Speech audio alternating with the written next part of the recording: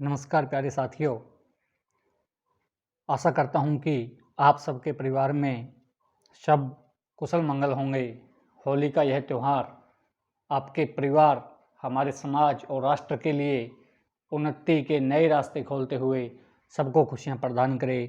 इसी के साथ हमारे YouTube channel unique career classes द्वारा विद्यार्थियों की शिक्षा को ध्यान में रखते हुए गणित जो हमारा मुख्य विषय है उसके साथ साथ हमने हमारे फेसबुक तथा व्हाट्सएप ग्रुप में, फेसबुक पेज और फेसबुक अकाउंट दोनों यूनिक करियर क्लासेस के नाम से और व्हाट्सएप ग्रुप भी इसी नाम से है।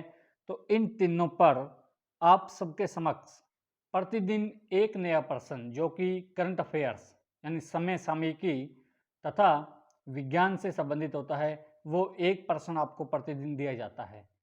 और उसी कड़ी में हम प्रत्येक 15 दिन बाद आपको उन 15 प्रश्नों का वीडियो उपलब्ध करवाते हैं, जिसमें प्रश्न का उत्तर होने के साथ साथ उससे संबंधित महत्वपूर्ण जानकारी आपको दी जाती है, ताकि हमारा उद्देश्य जो आपको बेस्ट से बेस्ट स्टडी मटेरियल प्रोवाइड करवाने का है वो अधिकतम सफल हो सके। तो इसी के अंतर्गत आज आपके सामने जो वीडियो है उसमें 1 मार्च 2022 से लेकर के 15 मार्च यानी 15 दिनों के बीच जो प्रश्न पूछे गए थे उनकी वीडियो आपके समक्ष होगी।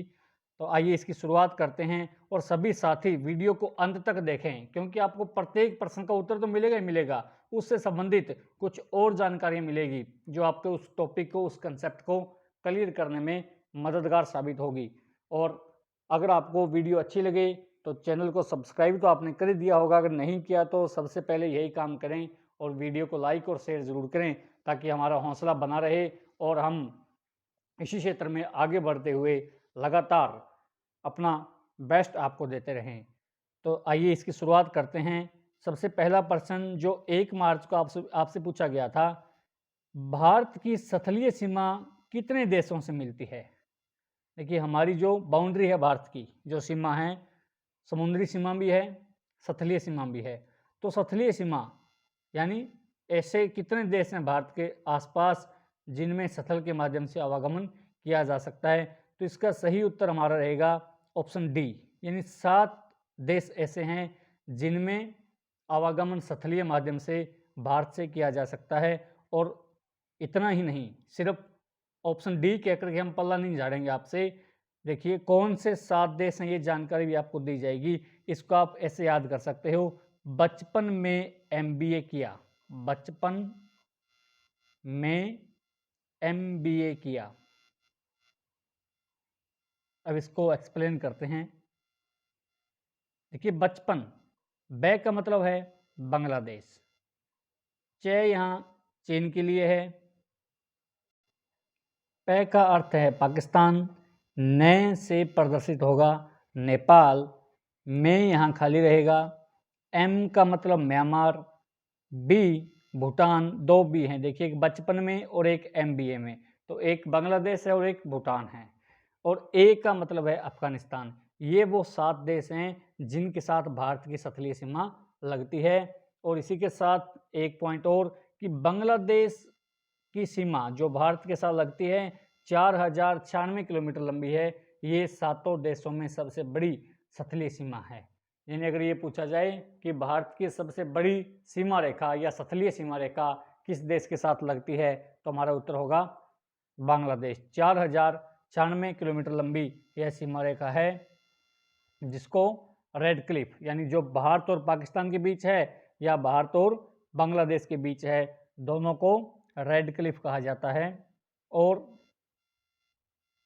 जो मैकमोहन रेखा है जो भारत को चीन से अलग करती है, वह रेखा है। उसके बाद पाकिस्तान रेड क्लिफ में है।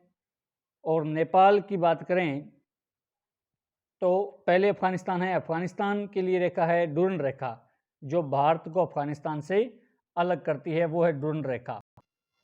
और भारत और अफगानिस्तान की जो स्थलीय सीमा रेखा है वो भारत की सबसे छोटी स्थलीय सीमा रेखा कही जाती है, जो लगभग 106 किलोमीटर लंबी है।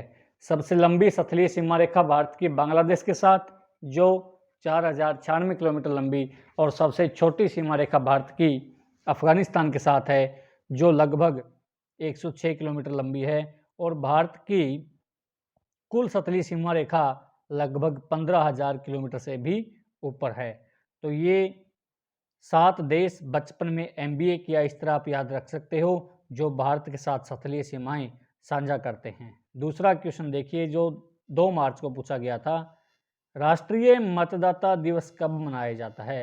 भारत में मतदाताओं को जागरूक करने के लिए प्रत्येक वर्ष 25 जनवरी को राष्ट्रीय मतदाता दिवस मनाया जाता है। आगे देखते हैं। तीसरा क्वेश्चन देखिए, कैबिनेट मिशन भारत कब आया था? हमारे इतिहास से संबंधित प्रश्न है। कैबिनेट मिशन भारत कब आया था? सन 1946 में। तीसरा प्रश्न जिसका उत्तर डी ऑप्शन हमारा सही उत्तर है कि 1946 में कैबिनेट मिशन भारत आया था। 4 मार्च को पूछा गया क्वेश्चन देखिए, ओलंपिक ध्वज में कितने गोले रिंग्स होते हैं? जो ओलंपिक ध्वज बनाया जाता है प्रतीक के रूप में, उसमें कितने गोले होते हैं? 5 गोले होते हैं। ऑप्शन ए हमारा सही उत्तर रहेगा।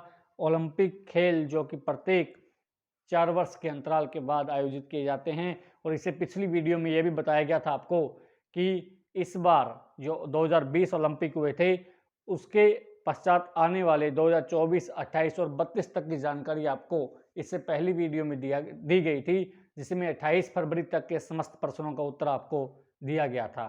तो अगर ओलंपिक से संबंधित जानकारी और आगे का शेड्यूल आपको चाहिए, इस वर्ष की थीम क्या थी, ये सारी बातें आपको इससे पिछली वीडियो में इसी यूट्यूब चैनल पर मिल जाएगी, और इसके डिस्क्रिप्शन में उसका लिंक भी अवेलेबल रहेगा आपके लिए।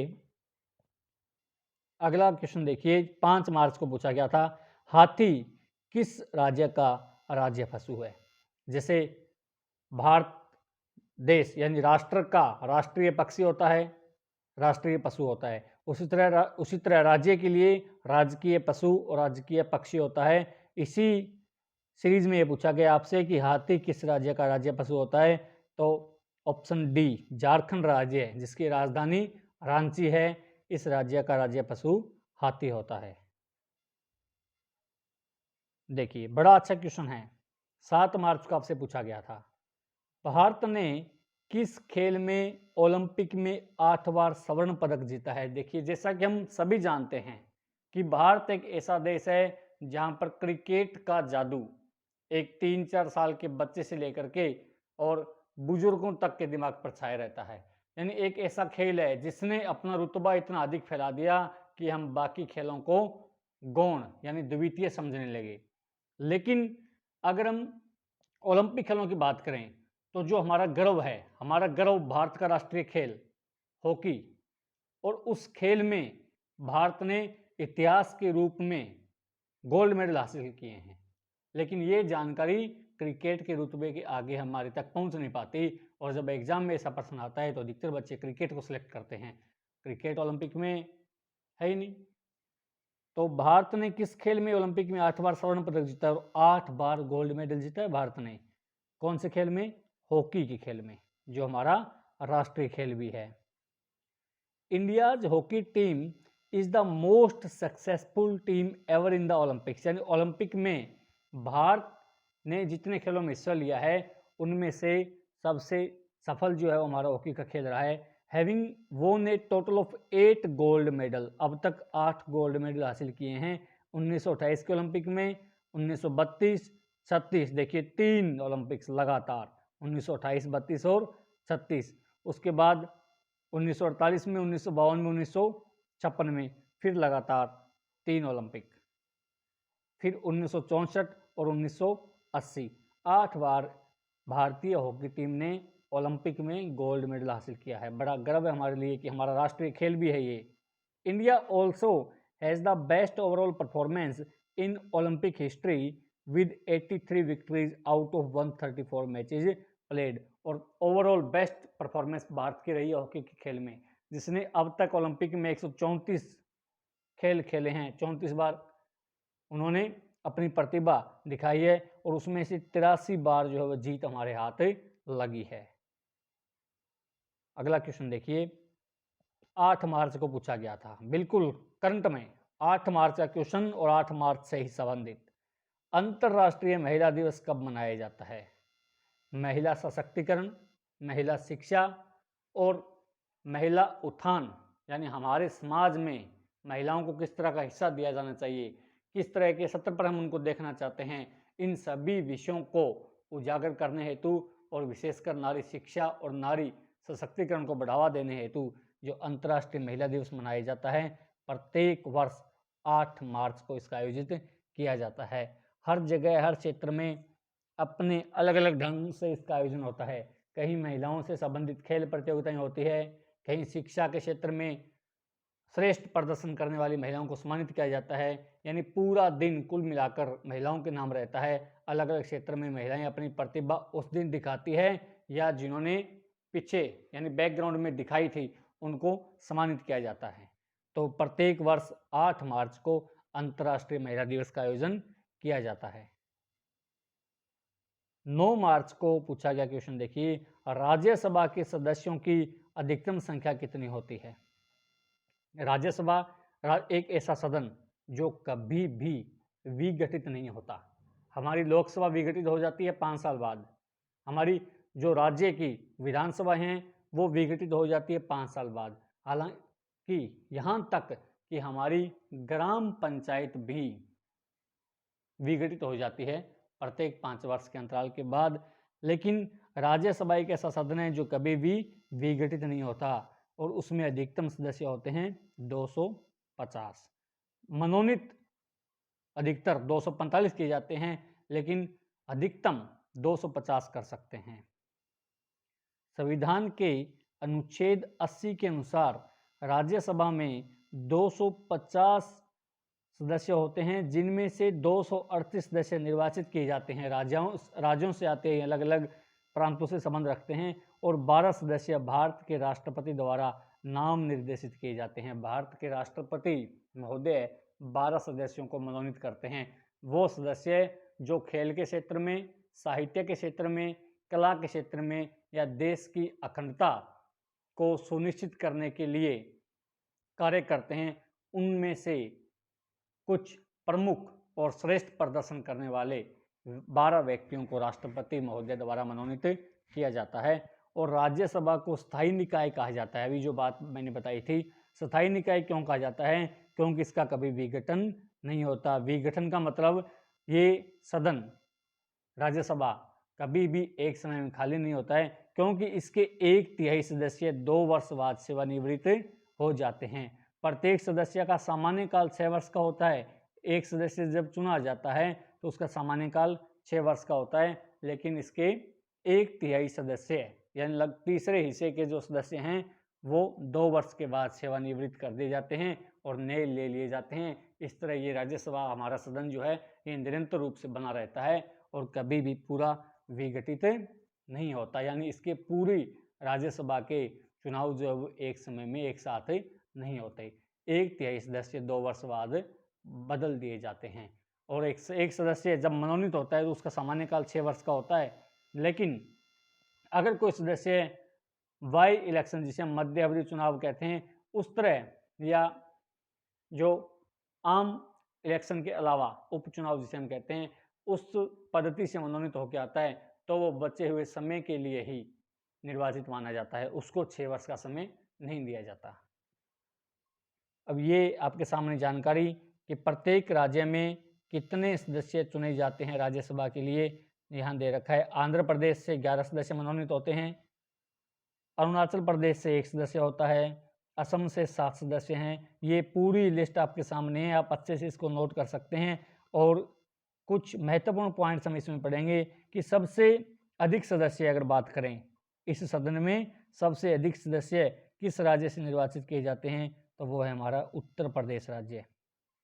उत्तर प्रदेश वो राज्य जो जनसंख्या के मामले में देश में पहले स्थान पर है, जहाँ सर्वाधिक जनसंख्या है, और उस राज्य में से 31 सदस्य, सबसे ज़्यादा सदस्य जो हैं राज्यसभा में निर्वाचित किए जाते हैं। और सबसे कम कई राज्य हैं, अरुणाचल प्रदेश में से 1 किया जाता है, गोवा में से 1 सदस्य चुना जाता है, मणिपुर में से एक है मेघालय, मिजोरम, नागालैंड, पांडुचेरी, सिक्किम, त्रिपुरा। ये वो राज्य हैं जिनमें से एक एक सदस्य मनोनीत किया जाता है। तो ये पूरी जानकारी राज्यसभा के सदस्यों के आपके सामने। इस संविधान के अनुच्छेद 80 में ये कहा गया है कि 250 सदस्य होंगे, जिनमें से 12 सदस्य हमारे भारतवर्ष के प्रथम नागरिक माननीय राष्ट्रपति महोदय द्वारा निर्वाचित किए जाएंगे। क्वेश्चन नंबर 10 जो आपसे 10 मार्च को पूछा गया था, बिल्कुल करंट में चल रहा है। नाटो आजकल टीवी पर चल रहा है, ये पूरा प्रचलन में है। हर दूसरी तीसरी खबर आने से पहले एक बड़ा सा नाम आता है टीवी की स्क्रीन पर, नाटो, NATA। नाटो एक संगठन है। इसका मुख्यालय किस देश में स्थित है? पहले इसके मुख्यालय की बात करते हैं, फिर इसकी जानकारी लेंगे। तो इसका मुख्यालय बेल्जियम देश के ब्रुसेल्स शहर में है। ऑप्शन बी हमारा सही उत्तर होगा कि नाटो का मुख्यालय किस देश में है? बेल्जियम देश में। देखिए नाटो होता क्या है, अगर इसका हिंदी अनुवाद करें तो उत्तरी अटलांटिक संधि संगठन जिसको कहा जाता है, नॉर्थ अटलांटिक ट्रीटी ऑर्गेनाइजेशन, एक सैन्य गठबंधन है।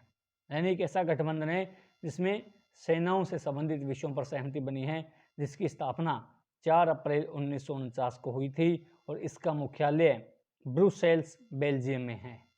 संगठन ने सामूहिक सुरक्षा की व्यवस्था बनाई है, यानी जितने देश इसके सदस्य हैं उन्होंने आपत्ति आने पर एक दूसरे की सुरक्षा करने की संधि बनाई है, जिसके अंतर्गत सदस्य राज्य बाहरी आक्रमण की स्थिति में सहयोग करने के लिए सहमत होंगे। यानी इसके जो सदस्य हैं उनमें जब किसी भी देश पर अगर आपत्ति आएगी तो जो सदस्य देश हैं वो उस देश को सैन्य सुविधा प्रदान करेंगे, यानी उसका सहयोग करेंगे। और 1949 में इसका निर्माण हुआ था। अमेरिका इसमें सबसे अधिक फंडिंग करता है। सबसे अधिक सहयोग फंडिंग जो है अमेरिका के द्वारा की जाती है और वर्तमान में 30 देश इसके सदस्य हैं। नाटो का मुख्यालय ब्रुसेल्स बेल्जियम में, 4 अप्रैल 1949 को इसकी स्थापना हुई थी। सबसे ज़्यादा फंडिंग करने वाला देश अमेरिका है और वर्तमान में कुल 30 देश इसके सदस्य हैं। अगला क्वेश्चन देखिए, विश्व में सर्वाधिक जनसंख्या वाला शहर कौन सा है? हम अभी बात कर रहे थे पीछे कि भारत में उत्तर प्रदेश ऐसा राज्य है जिसमें सर्वाधिक जनसंख्या है। अब क्वेश्चन का स्तर बढ़ गया, विश्व में आ गया। विश्व में सर्वाधिक जनसंख्या वाला शहर कौन सा है? अगर इसकी हम बात करें तो टोक्यो, बी ऑप्शन। जापान की जो राजधानी है टोक्यो, उसमें सर्वाधिक जनसंख्या विश्व में निवास करती है। बड़ा देखिए हैरानी वाला तथ्य है, चीन है, भारत हैं, जिनमें जनसंख्या बहुत ज़्यादा है। और अगर एक पर्टिकुलर शहर की बात करें तो जापान के टोक्यो शहर में जनसंख्या सर्वाधिक निवास करती है।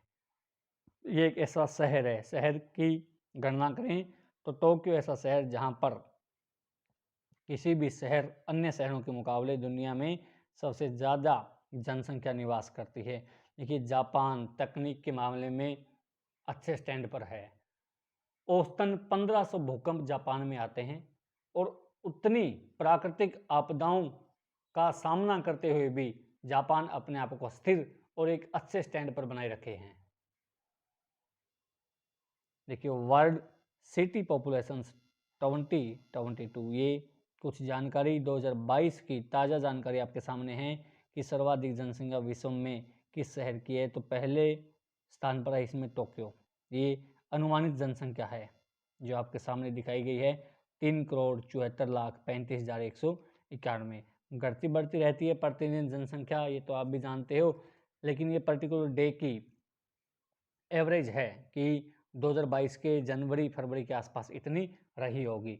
उसके बाद है दिल्ली, भारत में, शंघाई चीन में, और प्रथम 10 शहर इसी तरह से आपके सामने हैं कि किस शहर की जनसंख्या कौन से स्थान पर एडजस्ट होती है। 12 मार्च को आपका क्वेश्चन देखिए, सर्वप्रथम परमाणु मॉडल किस वैज्ञानिक ने प्रस्तुत किया था? परमाणु मॉडल, जब वैज्ञानिकों ने इस तथ्य को समझना शुरू कर दिया कि विश्व की प्रत्येक वस्तु परमाणु से बनी है और परमाणु का आकार इतना छोटा कि हम उसको सीधी आंखों से देख नहीं सकते, हमें उसके लिए सूक्ष्मदर्शी की आवश्यकता होती है। अगर हम एक कागज़ के शीट की मोटाई को माने तो उसमें उसकी जो चौड़ाई है उसमें 10 लाख परमाणु अगर एक दूसरे के ऊपर रखें तब जाकर के कागज़ की पतली शीट की जितनी चौड़ाई बनती है, इतना छोटा इसका रूप होता है। और फिर भी वैज्ञानिकों ने इंटरेस्ट दिखाते हुए इस विषय पर शोध करना शुरू किया तो सर्वप्रथम जे थॉमसन जो वैज्ञानिक थे उन्होंने परमाणु मॉडल प्रस्तुत किया था और उन्होंने यह बताया था कि परमाणु जो है एक धन आवेशित गोले के रूप में होता है। जिस प्रकार हम घरों में तरबूज काटते हैं, अगर आधा तरबूज लें तो जो एक अर्धगोला बनता है, उस तरह से धन आवेशित गोला होता है परमाणु, जिसमें इलेक्ट्रॉन उस तरह धसे होते हैं जैसे तरबूज में बीज।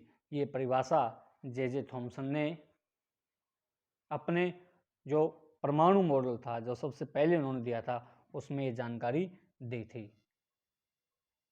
14 मार्च का क्वेश्चन, जीव विज्ञान का पिता किसे कहा जाता है? देखिए, अलग अलग विषयों के कुछ विशेषज्ञ होते हैं जो सबसे पहले कुछ जानकारी उस विषय से संबंधित उपलब्ध करवाते हैं। जैसे अभी हमने जे थॉमसन की बात की थी, ऐसे वैज्ञानिक जिन्होंने परमाणु का सबसे पहले मॉडल दिया था, और रॉबर्ट हुक जिन्होंने कोशिका की खोज की थी, मेंडलीफ जिन्होंने मटर के पौधे पर प्रयोग करके आनुवांशिकता का अध्ययन किया था, और न्यूटन सबसे प्रचलित नाम भौतिक विज्ञान का जिन्होंने गुरुत्वाकर्षण की खोज की थी। एक सेब के पेड़ के नीचे बैठना, ऊपर से सेब का नीचे गिरना और उनके मन में ये क्वेश्चन आना कि ये सेब नीचे ही क्यों गिरा, अगर ये पक गया तो ये ऊपर क्यों नहीं गया। तो ये जो क्यों शब्द था, उस क्यों शब्द ने न्यूटन को भौतिक विज्ञान का पिता बना दिया था, जनक जिसे कहा जाता है। और जीव विज्ञान की बात करें तो अरस्तु ऐसे वैज्ञानिक थे जिन्हें जीव विज्ञान का पिता कहा जाता है। और अंतिम प्रश्न जो 15 मार्च को आपसे पूछा गया था, बेटी बचाओ बेटी पढ़ाओ अभियान की शुरुआत कहाँ से की गई थी? देखिए, जैसा कि हमें पता है कि 2014 में प्रधानमंत्री जब से नरेंद्र मोदी जी बने उसके एक साल बाद 2015 से बेटी बचाओ बेटी पढ़ाओ एक आम नारा बन गया था। आंगनवाड़ियों से लेकर के विद्यालयों, महाविद्यालयों और विश्वविद्यालयों तक ये प्रचलित हो गया था, और हर क्षेत्र में, ग्रामीण क्षेत्र में, शिक्षा के क्षेत्र में, स्वास्थ्य के क्षेत्र में इससे संबंधित कार्य जैसे कैंप लगाना, शिविर लगाना, लोगों को जागरूक करना, ये कार्य पूरी चरम सीमा पर चल रहे हैं। तो बेटी बचाओ बेटी पढ़ाओ जो अभियान था उसकी शुरुआत कहाँ से की गई थी? इसकी शुरुआत हुई थी हरियाणा राज्य से। सौभाग्यशाली हमारा राज्य जिससे बेटी बचाओ बेटी पढ़ाओ अभियान की शुरुआत हुई, और हरियाणा राज्य में भी पानीपत शहर से इसकी शुरुआत की गई थी। ऑप्शन सी हमारा सही उत्तर होगा। माननीय प्रधानमंत्री जी द्वारा जन्म पर बच्चों में लिंग अनुपात में गिरावट की समस्या, यानी जो लड़कों और लड़कियों की संख्या, लिंग अनुपात का मतलब 1000 बच्चों में 1000 लड़कों के पीछे कितनी लड़कियां पैदा होती है, अगर ये डिफरेंस बढ़ जाए तो इसे लिंग अनुपात में गिरावट माना जाता है। और लिंग अनुपात में गिरावट की समस्या तथा जीवन चक्र की स्थिरता में महिलाओं और लड़कियों के सशक्तिकरण से संबंधित मुद्दों पर ध्यान देने के लिए 22 जनवरी 2015 इम्पोर्टेंट डेट है। 22 जनवरी 2015 को पानीपत हरियाणा में बेटी बचाओ बेटी पढ़ाओ BBP योजना की शुरुआत की गई थी, और इसी के साथ बेटियों का सुरक्षित भविष्य बनाने के लिए माननीय प्रधानमंत्री जी ने एक योजना और शुरू की थी, सुकन्या समृद्धि योजना, जिसके तहत आप हमारे देश भर में कहीं भी किसी भी डाकघर में या बैंक में लड़कियों का, जिन बच्चियों की उम्र 10 वर्ष से कम है, उनका सेविंग खाता खुलवा सकते हैं।